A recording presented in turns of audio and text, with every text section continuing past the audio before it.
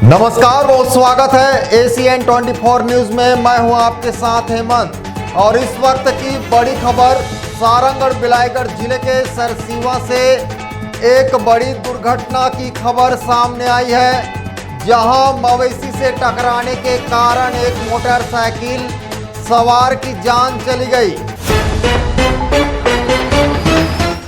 यह हादसा भटगांव रोड सरसीवा पर हुआ, जहां सड़क पर अचानक आए मवेशी से मोटरसाइकिल की जोरदार टक्कर हो गई। घायल व्यक्ति को 108 एम्बुलेंस से बिलाईगढ़ स्वास्थ्य केंद्र ले जाया गया, जहां इलाज के दौरान सरसीवा थाना क्षेत्र के नारबंद निवासी खगेश्वर निषाद की मौत हो गई।